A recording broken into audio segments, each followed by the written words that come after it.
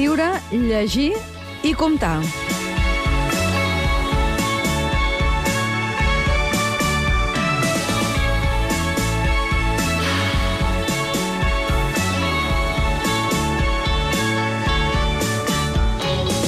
Ens va semblar que l'alfabetització era una cosa superadíssima, però per la realitat del nostre dia a dia torna a ser imprescindible.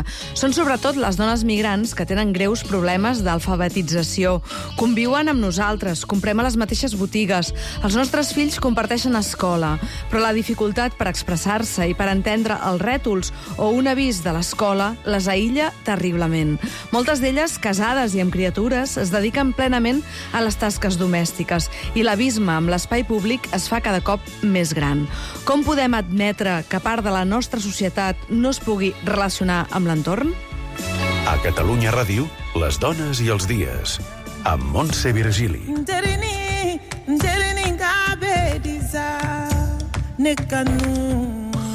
I want to know.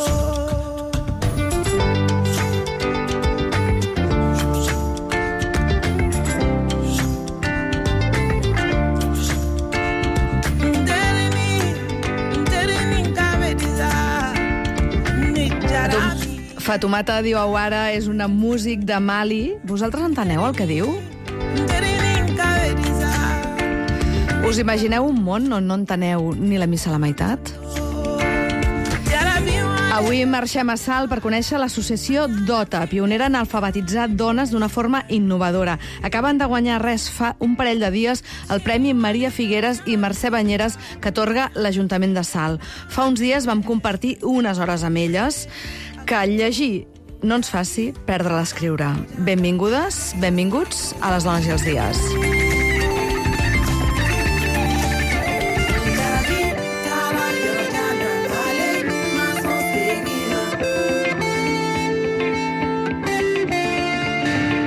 Les dones i els dies, amunt els cors. Al món hi ha 740 milions de persones que no saben llegir ni escriure. I més de la meitat són dones, segons les dades més recents de la UNESCO. Pensem que tot això ens queda molt lluny, però ho tenim al costat de casa.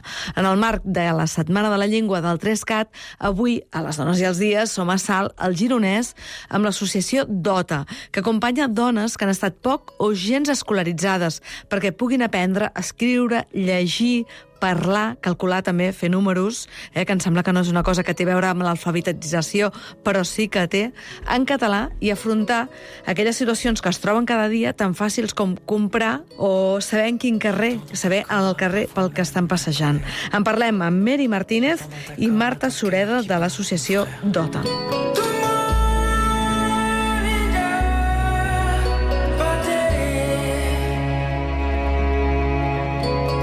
Som a l'Ateneu Popular de Salt i potser sentiu de lluny una criatura, és el Suleiman, que justament acompanya la seva mare a aprendre a llegir, a escriure i també a saber de números.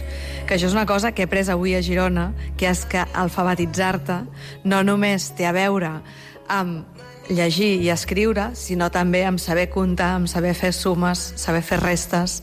Ens acompanyen moltes dones que venen cada setmana a l'associació DOTA, a l'Ateneu Popular de Salt, justament a aprendre a fer tot això, a llegir, a escriure.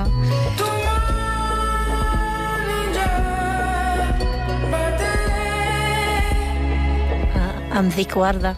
Guarda. I tu, Guarda, quant temps fa que estàs aquí a Salt? 3 anys. 3 anys. I tu d'on venies? Soc del Marroc. I tu havies estudiat mai o no? Una mica. Una miqueta? Sí. Però clar, m'imagino que al Marroc havies après àrab. Sí. I escolta'm, per què volies aprendre a llegir i escriure? Per què era important per tu? Porque necesitas llegir una mensaje, una cita, muchas cosas. Clar. Y parlas también, necesitas parlas al al metge, a buscar treball, al carrer, muchas cosas. Era importante parlar i llegir i escriure.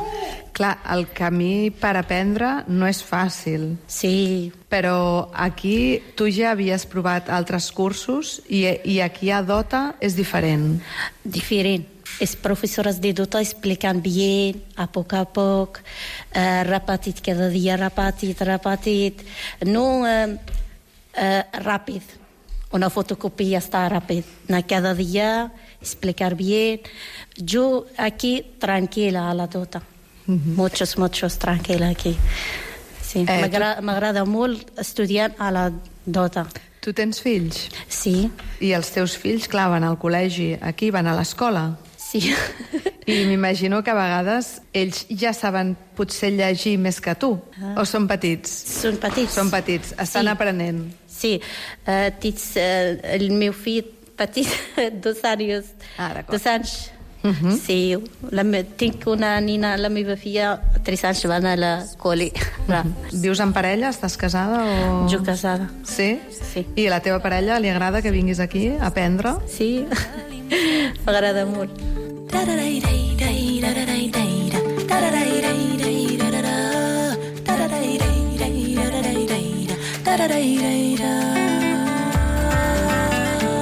Parlem amb la Salua, que la Salua és del Marroc i també fa 20 anys que viu aquí, em sembla. I tu, per exemple, sí que vas poder anar a l'escola quan eres petita i tens un bon domini del castellà. És a dir, que tu aquí estàs aprenent el català.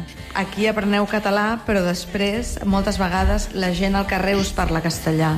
Sí, I us fa una mica de ràbia. sí, pero bueno, necesitamos aquí, aprender catalán porque necesitan para llegar, para escriure. Recordes la primera vegada que vas al carrer i pots llegir què diu en una botiga? Sí, Què va passar? Et vas emocionar? claro, sí, sí. Recordes la primera paraula que vas llegir al carrer? Un carrer, Sí? El nom? carrer major, Carrer Major. sí. I tu, per exemple, que et deies Barda, tu deies que... Carrer President Francisc Macià. Home!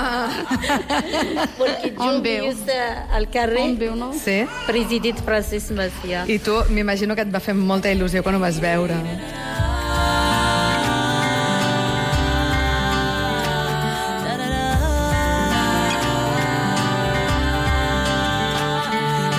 La Fàtima, que ens està sentint. La Fàtima, també dius tu que recordes aquest primer moment. Tu ets la mare del Suleiman, que és aquest nen que corre per aquí que sentim. Tinc 2 fills, m'estic de casa estudiar aquí. I t'agradaria potser un dia poder treballar fora de casa? Jo m'agrada molt cosir de roba. T'agrada cosir? Sí. I et fas la teva roba, també? Sí, perquè saps una mica. Molt bé. Ens està sentint també la Salima. M'han parlat molt de tu. Sí, ets famosa. Ah, sí? Sí. Escolta, tu també vens del Marroc? Sí. Explica'm per què vas començar a l'escola a aprendre a llegir. Per parlar amb les professores i professores dels meus fills, per reunió, per llegir el caiers, per demanar ajudar la servei social, per agafar l'autobús, per agafar la cita al metge. Per moltes coses, no? Moltes coses. Clar. Sí. I ara et sents més com feliç, tranquil·la, diries? Sí, ara estàs molt, molt, molt tranquil·la. De fet, no sé si vols parlar d'això, però m'explicaven que després de passar una temporada una mica complicada, Sí. ara tens una casa Abans. i és una cosa molt important per tu. Sí, sí, molt. Ara està millor d'abans. Ara tinc casa, tens treball nuevo, tens 2 fills. Jo estic molt contenta. On Muy estàs feliç. treballant ara? Ara treballo a l'hostal. En un hostal.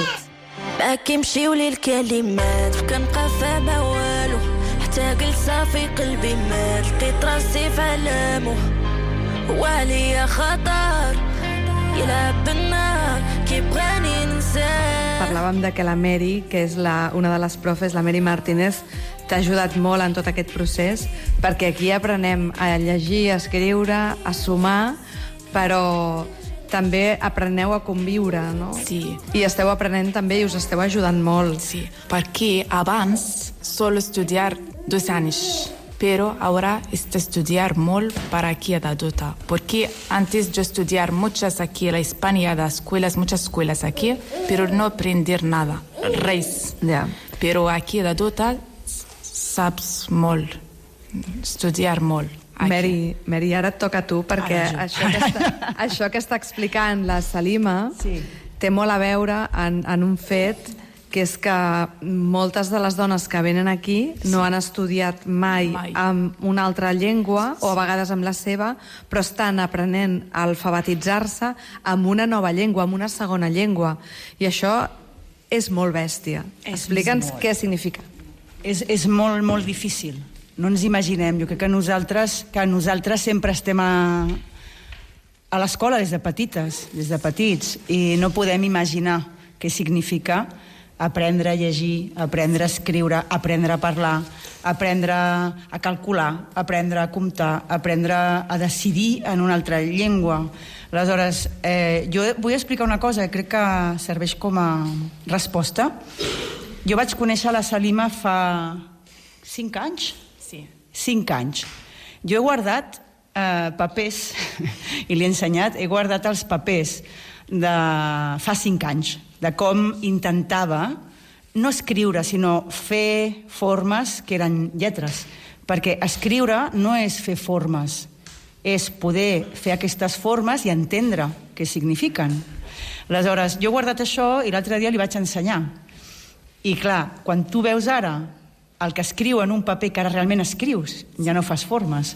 I li vaig dir, mira la diferència. Això fa 5 anys i això fa res, un mes, no?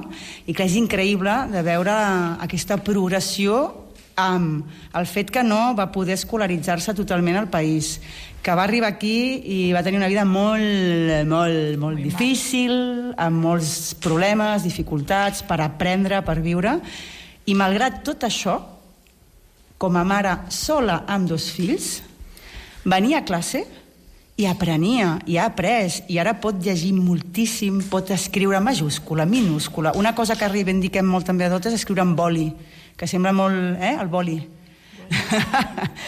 Perquè moltes vegades altres escoles, com deia la Salima, ensenyen d'una manera que hi ha molt bona intenció, però crec que falten eines també com a professors, com a formadors. El boli fa por, perquè si jo escric amb boli no puc esborrar. I l'error, si l'esborro, no el veig i no el guardo al cap. I sempre jo els dic, per aprendre he de fer errors i he de guardar la foto de l'error al cap. Aleshores, jo el primer any que vaig arribar vaig treure tots els llapisos. Recordeu el primer any? Sí. Totes, no, sisplau, llapis. Sí. I ara no volen llapis. Aleshores, sí que és cert que això que tu deies a Dota, això és una anècdota, però que és molt simbòlica. Intentem ensenyar d'una altra manera perquè les persones que no tenen una condició mental de lectura i escriptura, el que diem lectoescriptora, la relació amb el món i l'entorn i la forma de poder aprendre la llengua és molt diferent. Aleshores estem com fent altres maneres d'estudiar, altres mètodes i també materials. Tot el que utilitzem a classe ho fem nosaltres. No agafem res, això és molta feina, molt de treball, i a vegades elles ens ajuden, ens ajudeu molt, amigues. O sigui, jo avui he hagut un estudiant a classe aquest matí que per fer una creu, a la pissarra quan entrem, que marquem estic bé, estic malament, amb una creu, ha dit tisores. I això jo no ho podia pensar, i he pensat, creu tisores. Això m'ho donen elles, per poder després jo sistematitzar-ho i fer un mètode i ajudar. Com això hi ha molts exemples. Llavors, clar, ens hem d'inventar un mètode, hem d'inventar materials i maneres, entrar a classe, moure's molt per l'espai. Elles són professores. Jo sempre els dic, vosaltres sou professores, totes sou professores. I això per mi, aquesta nova manera d'ensenyar i nova manera d'aprendre és indispensable, és necessària per alfabetitzar i alfabetitzar-se, que és el que estem intentant difondre una mica, no? I també per estar més còmodes i més felices amb una mateixa. Sí, molt. M'han dit que has après una paraula, també. No sé si és un secret. Divorciada. Sí. Sí, ara pots dir, no? Sí, estic divorciada. Jo crec que t'agrada dir-ho, això. o no? Sí, molt. Sí. Sí, molt. Ahora está montos de mejor. Ahora está feliz con los meus fills. Està contenta. Es nota. I think we have fun. It never gets late. This love is like a flower. The days have no end. M'ha dit la Marta abans, que no sé si m'ha enganyat, que hi ha algú d'aquí que li agradaria ser escriptora. És veritat això o no? Salua, explica'ns això de que vols ser escriptora. M'encanta. Sí, jo m'agrada escriure un llibre que me fa molt il·lusió. Sí. Sí. Et faria il·lusió escriure un llibre? Sí. I saps de què parlaries al llibre? De què explicaries al llibre? Como un cuento, sí, que m'agrada. Sí. Perquè tu, per exemple, que m'has dit que tens fills, Sí. tu els expliques contes als teus fills? Sí, el meu fill petit, que té 8 anys. I te'ls inventes? Sí. Ah, m'encanta. Sí, sí. O sigui, que tens una mica de pràctica. Sí. I dream about kids that have a face not able to remember. És la Marta Sureda, que també forma part de l'associació DOTA, és l'altra profe, hem sentit a la Mary Martínez, ara sentim a la Marta Sureda. Explica'ns com ha canviat la teva vida, com han canviat elles la teva vida, també, perquè tu vas començar aquí d'una manera fent voluntariat i diríem que les feines que feies abans ho vas deixar tot perquè et va agradar tant aquesta feina i la vas trobar tan estimulant que vas dir, jo aquí em quedo. Doncs sí, jo abans treballava com a gestora cultural. El 2017, quan vaig arribar a Salt, vaig ser voluntària a l'associació DOTA i vaig començar a hores lliures doncs, a ajudar a dones, a estudiants, a aprendre a llegir i escriure, però no en sabia. Llavors passava el temps, els anys, i no aprenien. Llavors vaig entrar en crisi, però... Aquest és el problema que tenen a molts llocs. Jo crec que sí. Que el que està passant és que van a classes d'alfabetització i estem en mètodes que no els hi funcionen i el que passa és que hi ha molt de fracàs i moltes ho acaben deixant. Sí, hi ha molt bona voluntat, crec, per part dels professors i professores, però sí és cert que tenim manca de metodologies, de recursos, de materials i de formació, també. No hi ha formacions, on hi ha, però poques, potser costa molt entendre el que implica ser professor o professora d'alfabetització. No? Ho hem parlat sempre, no és el mateix ensenyar una segona llengua que ensenyar a llegir i escriure en una llengua que no és la materna. Llavors, fins que no va arribar la Mary amb el seu bagatge, coneixement, experiència, aquí, diguéssim, anàvem una mica a les palpentes, fent el que podíem, i està molt bé, perquè érem voluntàries, també ens vam poder conèixer, però, clar, passar la tarda o al matí amb les amigues no és aprendre a llegir i escriure. Llavors, no era útil per elles. Perquè la gent que estem alfabetitzada no imaginem què vol dir alfabetitzar-se, perquè ho donem per fet. Exacte. Però hem de dir que tot allò que forma les lletres, és a dir, per elles, quan arriben aquí, són simplement dibuixos. Totalment. És un dibuix. I no saben quin significat té allò. Llavors, les persones que estem escolaritzades i alfabetitzades no ens podem fer la idea de què significa. És com si cada dia resolguessin un jeroglífic, no?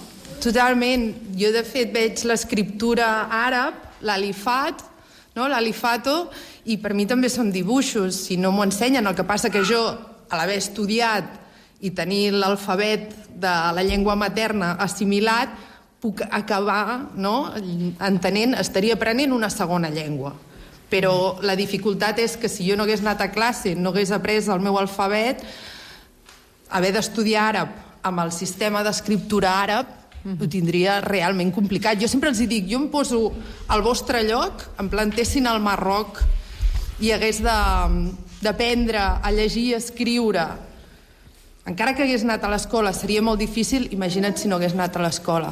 Sí, jo volia afegir una cosa al que dèieu tant tu, Montse, com la Marta, i és que aprendre a llegir i escriure una llengua no és només aprendre paraules o frases, és col·locar-se al món d'una altra manera. És relacionar-se amb el món, amb les persones, a través de paraules que tenen significat, que poden estar en una placa de carrer, a la parada d'autobús, en un llibre o en un missatge de WhatsApp. Aleshores, crec que a vegades ens falta consciència com a persones i també com a professors, professores, d'aquest fet que és clau, que aprendre a llegir i escriure en una llengua quan no ho has fet en cap llengua és col·locar-te al món d'una forma diferent, i això implica per nosaltres que el professor, professora, formador, docent, acompanyant també s'ha de col·locar en un lloc nou molt diferent, i a vegades fa por, i fa por a la persona que aprèn, fa por a la persona que ensenya. Una cosa també important és que jo sempre dic, totes aprendre ja saben aprendre, ja sabien aprendre. El problema no és aprendre, és estudiar. No tenir hàbits d'estudi, no? Aleshores, això em sembla molt important perquè totes, amb la vida que tenen, han après moltes coses, saben moltes coses. I la clau és utilitzar tot això que elles ja tenen a dins perquè puguin estudiar i aprendre a llegir i escriure. Això crec que és molt important.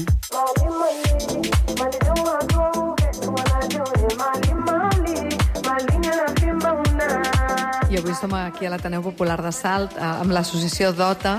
Estic envoltada de dones i la meva pregunta és: són dones perquè són elles les úniques que tenen interès o les ajunteu perquè estan més còmodes treballant entre un lloc que no és mixta, que estan totes juntes? Pregunto. No, vull dir, hi ha molts homes també que no estan alfabetitzats, que no saben llegir ni escriure o no completament. El que passa que DOTA va decidir, i continua decidint, donar més espai a les dones perquè necessiten més, perquè moltes vegades els homes tenen relació fora de casa, a la relació social, i aprenen fora de casa, potser no a llegir i escriure, però a parlar i començar a llegir i escriure. I moltes dones que treballen, nosaltres reivindiquem molt si treballo molt gratis, perquè són mestresses de casa i treballen a casa, al no tenir aquest vincle social, la relació amb la llengua és més complicada. I al ser mares, ara que sentim el Suleiman una altra vegada, també ens va semblar molt important que puguin venir a classe amb els nens fins a 3 anys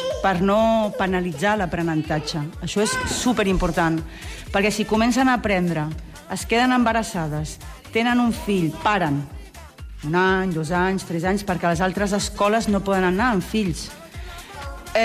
Comencen de nou, tenen un altre fill, paren, que al final passen 15-20 anys i ja no volen estudiar. Aleshores, a classe poden venir amb nens menors de 3 anys per no interrompre el procés d'aprenentatge. Això em sembla també molt, molt important. I també perquè la majoria de les dones que estan aquí són molt joves. És a dir, són dones de 30, 40 anys. Joves o grans. També hi ha...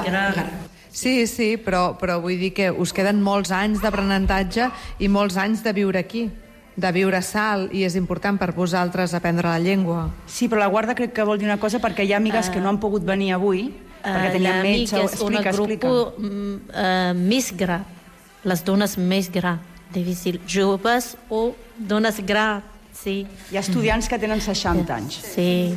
Que no han pogut venir avui, però que també... Vosaltres no, sou totes avui, tenim a les més joves, Sí, perquè ningú té més de 40 anys aquí, no? Bueno, jo sí. Sí, ella m'ha dit 45. 45, La Malika ha dit 45. Malika? Jo 44. Mali, Mali, Mali de un adwo, Mali, Mali, Mali nyara fimba una. El fet d'aprendre una llengua els ha canviat en Corts. tots els sentits, les empodera, si ens agrada aquesta paraula. Expliqueu-nos per què. Per què els ha canviat tant la vida aprendre a llegir? Per què els canvia? A part del que és lògic, de que poden fer coses com que abans no podien fer. Doncs precisament pel fet d'adquirir hàbits relacionats amb l'estudi és un fet que et fa sentir, jo crec, contenta, no? Si m'equivoco, em corregiu, però crec que us fa sentir contentes de vosaltres mateixes, de dir puc, vull, puc, ho faig molt bé, no? I ja només, no sé, crec que això també, poder sortir fora de casa més tranquil·les, perquè poden llegir els cartells, perquè poden parlar més tranquil·lament amb la gent. I digues. Us sentiu, per exemple, més lliures? Por ejemplo, podemos ir al médico a parlar amb las profesoras y sense ayuda y es importante estudiar y escribir y es importante. Sí, per poder fer les coses soles. Sí. Hi ha una cosa també que m'heu explicat tant la Mary com la Marta, que és doneu molta importància al cos. Sí, per nosaltres hi ha una cosa que tenim totes. Has anat a escola, sí o no? És igual, però totes tenim un cos molt potent, molt poderós.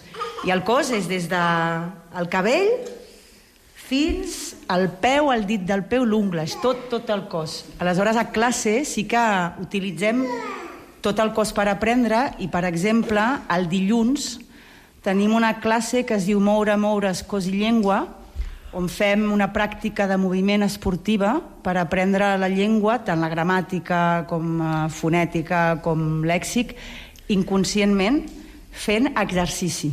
I a més ens fem molt fortes, ens va molt bé, perquè les dones, jo sempre ho parlem a classe, que nosaltres també, la Marta i jo jo sempre dic, és igual, dona del Marroc, dona de França, dona de Gàmbia, dona de Senegal, dona de... Totes les dones estem molt cansades perquè portem molta càrrega.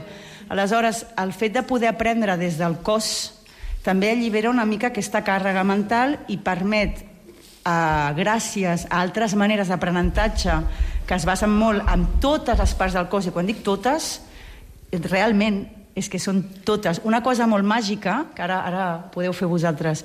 Per exemple, la diferència E-I. E-I. Això les persones que parlen àrab, per com és la llengua àrab, no tenen la mateixa sonoritat. Aleshores, moltes persones que han estudiat també confonen la E i E-I. Te'n recordes, Sí.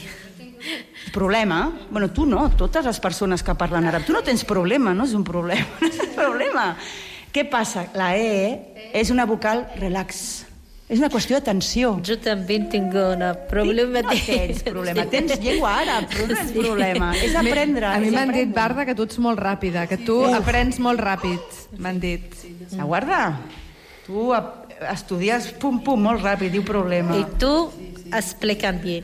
Sí, i tu estudies bé. Però mira, el de la E-I és molt senzill. Jo sempre els dic, la E, això és així, és relax. Tu has de tenir el cos molt relaxat.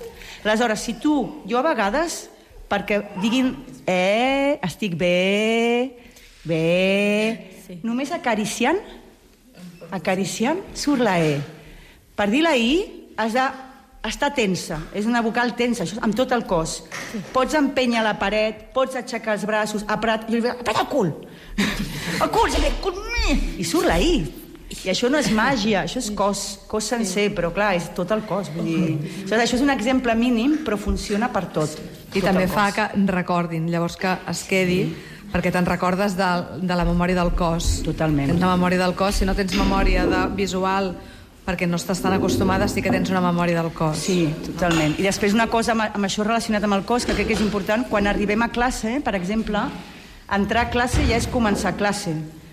Aquest cos que obre la porta, que entra per la porta, es troba al terra unes catifes que van canvien. Un dia hola, un dia bon dia, bona tarda. Anem enganyant també, perquè si no arriben, no miren. Hola, Flor. Però, dimarts, hola, Flor, arriben, obren la porta, hola, Flor, i no hi ha flor. Hem canviat la catifa. Aleshores, anem canviant, hi ha una pissarra, i és el cos que entra, a vegades ens ajupim al terra. Hi ha colors. A vegades hi ha colors, vinga, aquí, al terra. Quin color?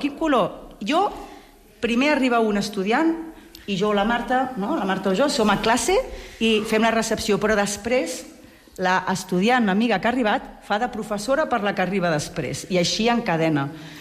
I quants dies a la setmana venen? Quants dies? 2 dies de setmana. 2 dies. Més o menys, clar, això és molt difícil, no?, de preguntar, però quant de temps tarden en poder alfabetitzar-se, més o menys? No és difícil, és impossible de respondre. D'acord, cada persona és diferent. Sí, això també... no es pot respondre mai, perquè a més, jo els dic una cosa, a vegades s'enfaden perquè passen els anys, però hem de pensar que venen només 2 dies a la setmana, 1 hora i mitja, i que a vegades no venen perquè tinc cita amb el metge, el nen està malalt. Si contem les hores a l'any, és molt poc. Clar, perquè, si recordeu, les oients que ens estiguin sentint, quan nosaltres vam aprendre a escriure, era cada dia al col·le 4 o 5 o 6 hores només fent això. Me presento, soy Irraizali, mujer marroquí. Tengo 23 añitos, de los cuales 15 aquí. Estudio psicología, cada día cosas 1000. A cómo autosuperarme sin falta de competir. A part d'això, de trobar-vos 2 cops a la setmana, després m'imagino que aquest projecte s'allarga amb el temps. Vosaltres porteu molt de temps treballant, viviu de subvencions. És a dir, que això és difícil d'entendre perquè volem que parlem molt de normalització lingüística i de que els migrants parlin català, però clar, si teniu un munt de gent que no està alfabetitzada, com han d'aprendre català?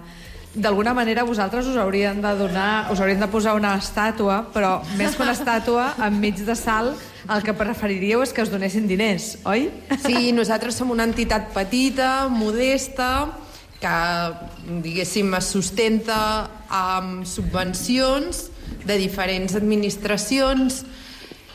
Sí que us explicarem una situació que vam viure, i és que no direm quina administració, però clar, la lògica també de les subvencions és que tu comences el curs acadèmic, no?, escolar, i la subvenció arriba quan arriba, però tu ja has començat. I ens va passar que una d'aquestes subvencions ens van donar menys que els últims anys. Llavors aquí crisi, perquè tu has començat el curs amb les estudiants i no el vols deixar.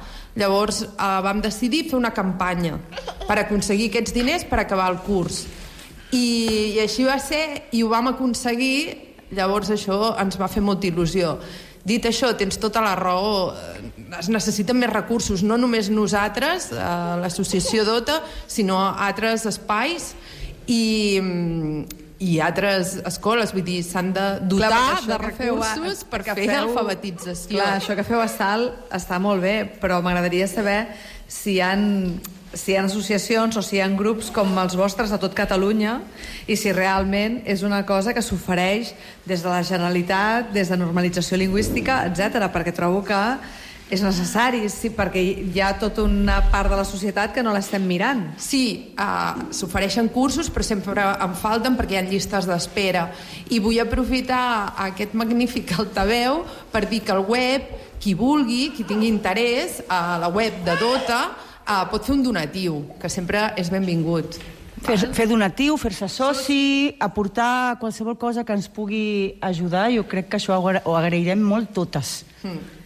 Doncs que entrin a l'associació DOTA i que participin de la manera que vulguin.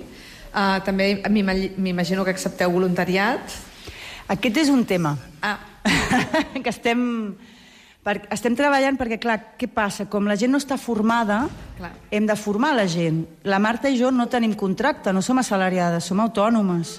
Moltes hores de treball no cobrem, també és voluntari. Aleshores, si a més hem de formar persones sense recursos, no arribem. Tenim un límit d'energia i també una expertesa després de molts anys que pensem que té un valor. Una de les coses que també hem posat en marxa, que aprofito com ha fet la Marta per explicar-la, és que des de fa 2 anys estem fent formacions per formadors i formadores d'alfabetització. Aleshores, hi ha diferents formats. Poden ser formacions més llargues per persones que estan acollint persones no alfabetitzades per aprendre mètodes, recursos i maneres d'ensenyar diferents, però també per actors socials molt diversos, des d'una infermera del CAP a algú de l'Ajuntament, del SIAT, que acullen a persones no alfabetitzades per utilitzar el que nosaltres hem anomenat economia amorosa del llenguatge, que és una altra manera de parlant bé, parlant adults, però economitzant d'una manera molt preciosa perquè la persona m'entengui. Aleshores, fem formacions també que és d'una banda anar en aquest sentit que la gent pugui formar-se, però també poder tenir recursos. Perquè tu, Mary, tot això que expliques aquí i que has anat traslladant al DOTA, ho vas aprendre sobretot a França, on estan una mica més avançats que nosaltres amb tot això, o bastant més, i d'alguna manera aquella manera de funcionar és la que has portat aquí, però no sé si hi ha altres llocs com el DOTA arreu de Catalunya. Jo com a DOTA crec que no. Crec que no, realment crec que no. Que hi ha gent que està fent moltes coses. Sí, que seria interessant que potser hi ha gent que us vingués a conèixer. I tant. Per poder muntar-ho això a Tarragona, a Tortosa, a Lleida, on fos. No? He de dir, però, que hi ha unes companyes que això ens fa molta, molta il·lusió, és molt recent, és d'aquest any, a l'Empordà, a l'Alt Empordà, a Figueres, l'associació Amunt i Crits, que arrel d'una formació que vam anar a donar a la Fundació Pere Tarrés fa uns anys, ens van demanar que les acompanyéssim a muntar els grups d'alfabetització, a aprendre d'una altra manera, i amb elles són les primeres amb qui estem fent camí. Aleshores, ara es pot dir que a Figueres hi ha una associació que està començant a utilitzar els mètodes i els recursos que nosaltres utilitzem. Estem fent formació i això seria molt bonic, com dius, Montse, que hi hagués més gent. Que fos una llavor per a altres llocs. Doncs Marta Sureda, Mary Martínez, de l'associació DOTA, moltíssimes gràcies a totes, a la Malika, a la Halissa, a l'Ava, a la Salima, a la Fàtima, a la Saloua, a la Barda i a la Debo, que m'he estat els noms perquè no els tenia tots apuntats. I el Suleiman. I el Suleiman per aquests crits de joia que ens ha regalat. Moltes gràcies. Gràcies, Montse. Merci. I el Pep Lluís Plaza aquí per posar els micros. Moltes gràcies.